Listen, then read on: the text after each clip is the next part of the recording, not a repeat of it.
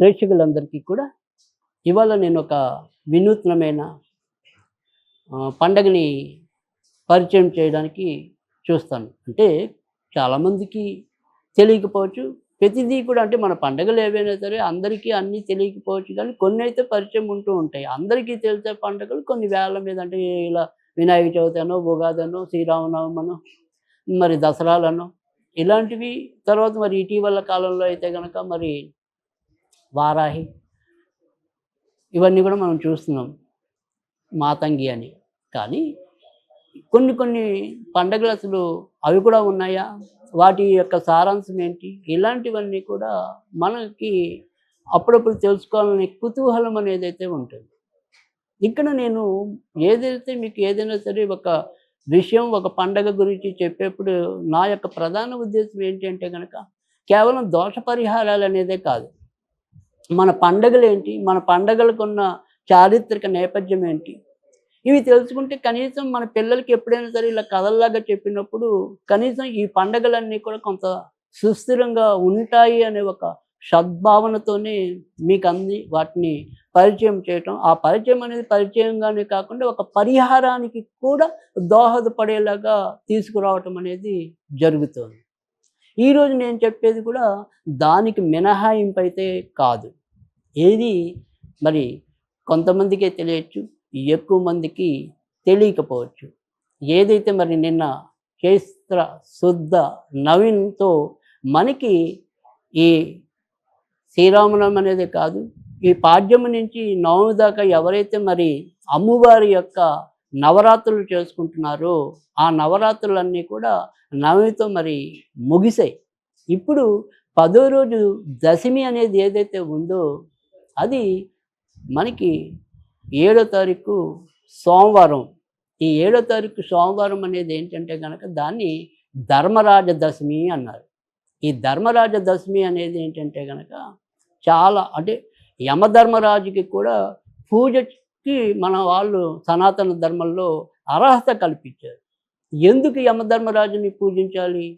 ఎందుకని అంటే కనుక మన యొక్క పాపపుణ్యాలని విశ్లేషించి మనకి ఏది ఇవ్వాలో అది ఇవ్వటం. అంటే మనకి నరక తుల్యమా మన జీవితం, స్వర్గతుల్యమా మన జీవితం అనేది నిర్ణయించడం అనేది కూడా యమధర్మరాజు చేసే కృత్యం.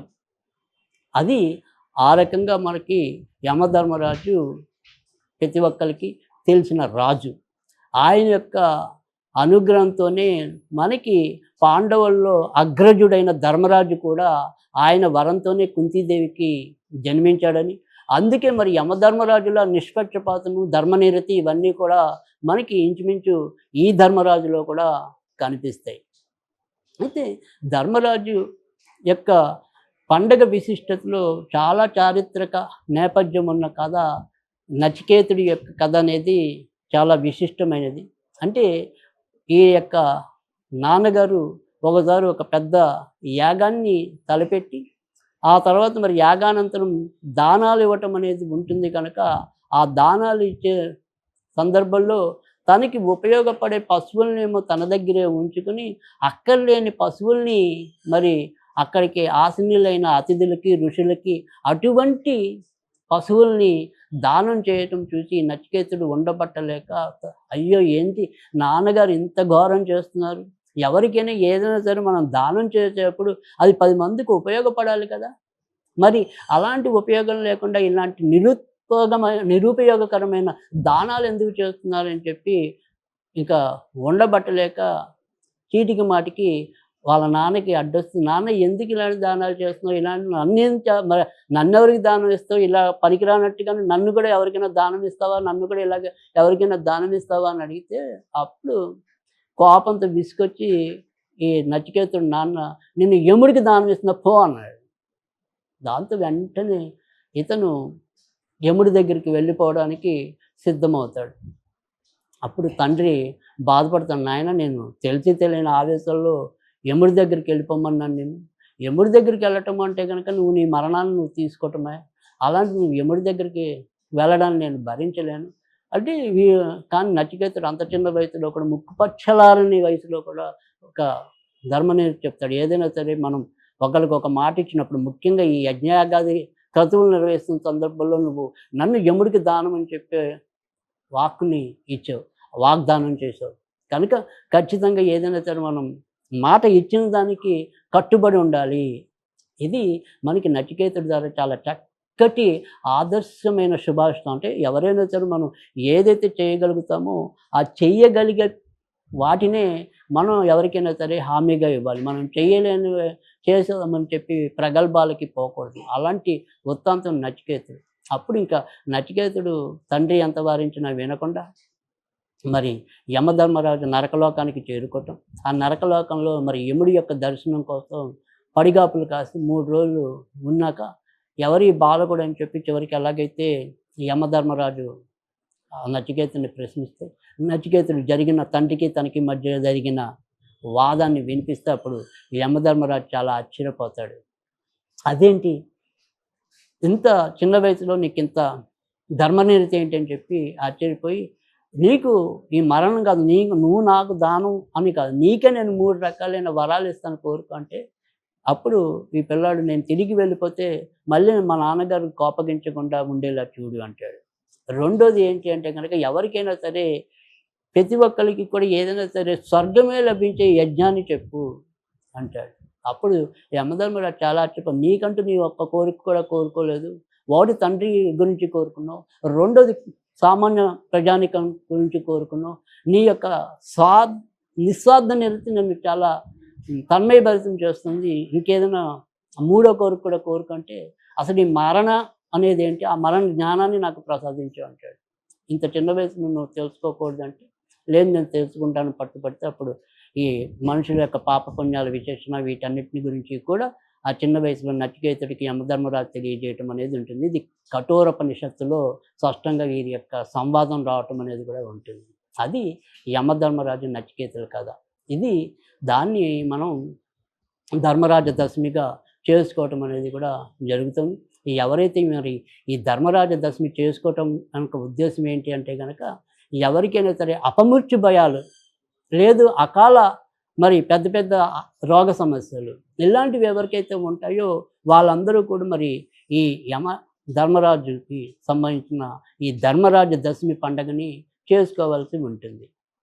ఆ రకంగా యమధర్మరాజుని కనుక మనం అంటే మీరు కనుక గరుడ పురాణం ఇలాంటివి తీసుకుంటే కనుక యమాష్టకం అని కూడా చాలా ప్రభావవంతమైన ఒక స్తోత్రం ఉంటుంది. అది 8 శ్లోకాలతో. ఈ యమాష్టకం కనుక ఎవరైతే ప్రతిరోజు కూడా భక్తి శ్రద్ధలతో చదువుతారో వారికి ఇలాంటి ఏవైతే ప్రమాదకరమైన వ్యాధులు కానీ, ప్రమాదకరమైన మృత్యువు కానీ వారిని పలకరించదు. వారికి అన్నవేళలా కూడా యముడు రక్షకుడే నిలుస్తాడని చెప్పి కూడా మనకి గరుడ పురాణం తెలియజేయటం అనేది కూడా జరిగింది. అలాగే అదే పురాణాల్లో కొన్ని మనకి యమధర్మరాజుకి సంబంధించిన ఒక చక్కటి మంత్రాన్ని కూడా ఇవ్వటం అనేది కూడా జరిగింది.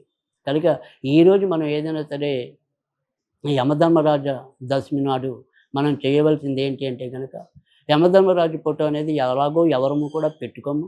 కనుక ఈరోజు మనం ఏదైనా సరే శివుడు సమీక్షంలో కూర్చుని ఇక్కడ ఓం యమాయ మరణనాశిన్యై నమః, ఓం యమాయ మరణనాశిన్యై నమః, ఇది 108 సార్లు చదువుకుంటే చాలు.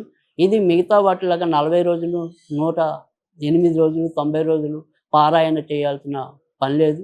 ఇది మీరు ఏదైనా సరే అప్పుడప్పుడు శనివారాల పూట, ఎందుకంటే మరణం అనేది జాతకాల రీత్యా చూసుకున్నప్పుడు అంటే మనకి ఏదైనా సరే పరోక్షంగా యమధర్మరాజు అయితే కనుక జాతకాల రీత్యా అక్కడ శని భగవానుడు ఉంటాడు. ఈ శని యముడు కూడా ఇద్దరు కూడా అన్నదమ్ములే అవుతారంటే సవతి బిడ్డలు ఒకళ్ళు. కనుక ఇక్కడ మనం ఏదైనా సరే ఇప్పుడు మనం అనులాగా చెప్పుకున్న మంత్రాన్ని ప్రతి శనివారం నాడు కూడా పఠిస్తూ వచ్చినట్టయితే తప్పకుండా ఇలాంటి అనారోగ్య సమస్యలు పోవటం, అంతేకాకుండా శని భగవానుడి వల్ల మనకి ఏవైనా సరే ఇతర ఇబ్బందులు ఏమైనా ఉంటే ఆ ఇతర ఇబ్బందులు కష్టాలు కూడా తొలగడానికి కూడా ఈ యొక్క పండగ ఉపకరిస్తుంది.